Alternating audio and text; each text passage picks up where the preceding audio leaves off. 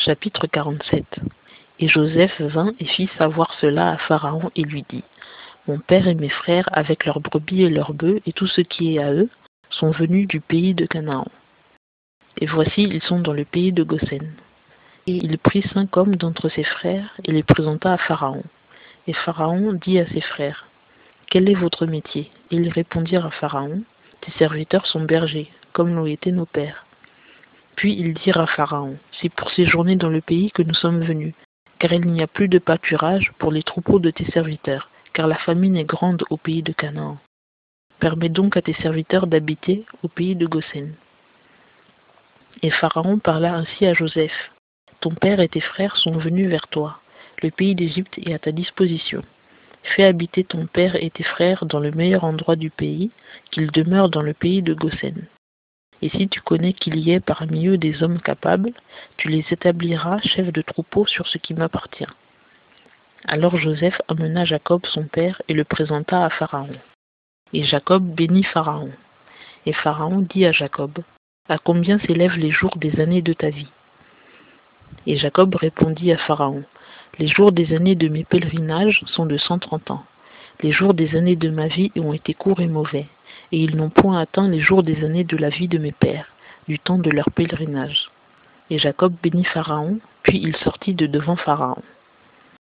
Et Joseph assigna une demeure à son père et à ses frères, et il leur donna une possession au pays d'Égypte, dans le meilleur endroit du pays, dans le pays de Ramsès, comme l'avait ordonné Pharaon. Et Joseph fournit de pain son père, ses frères, et toute la maison de son père, selon le nombre des enfants. Or il n'y avait point de pain dans tout le pays, car la famine était très grande, et le pays d'Égypte et le pays de Canaan étaient épuisés par la famine. Et Joseph amassa tout l'argent qui se trouvait dans le pays d'Égypte et dans le pays de Canaan, en échange du blé qu'on achetait. Et Joseph fit entrer cet argent dans la maison de Pharaon. Et quand l'argent manqua au pays d'Égypte et au pays de Canaan, tous les Égyptiens vinrent à Joseph en disant: Donne-nous du pain, et pourquoi mourrions-nous devant toi? Parce qu'il n'y a plus d'argent. Et Joseph répondit: Donnez votre bétail, et je vous donnerai du pain en échange de votre bétail, s'il n'y a plus d'argent. Alors ils amenèrent leur bétail à Joseph, et Joseph leur donna du pain en échange des chevaux, des troupeaux de brebis, des troupeaux de bœufs et des ânes. Il leur fournit du pain en échange de tous leurs troupeaux cette année-là. Cette année écoulée, ils revinrent l'année suivante et lui dirent: Nous ne cacherons point à mon seigneur que l'argent est épuisé et que les troupeaux de bétail ont passé à mon seigneur. Il ne reste rien devant mon seigneur que nos corps et nos terres. Pourquoi péririons-nous sous tes yeux, nous et nos terres? Achète-nous, nous et nos terres, pour du pain, et nous serons avec nos terres esclaves de Pharaon. Et donne-nous de quoi semer, afin que nous vivions et ne mourions pas, et que le sol ne soit point désolé. Et Joseph acquit tout le sol de l'Égypte à Pharaon, car les Égyptiens vendirent chacun leur champ, parce que la famine les y força et la terre fut à Pharaon.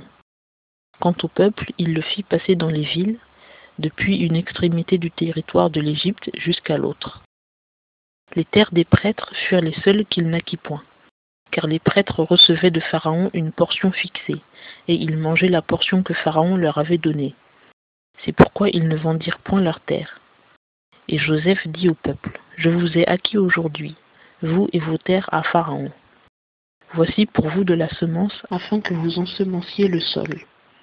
Et au temps des récoltes, vous donnerez le 5e à Pharaon, et les 4 autres parties seront à vous pour semer les champs, et pour votre nourriture, et pour celle des gens qui sont dans vos maisons, et pour la nourriture de vos petits-enfants.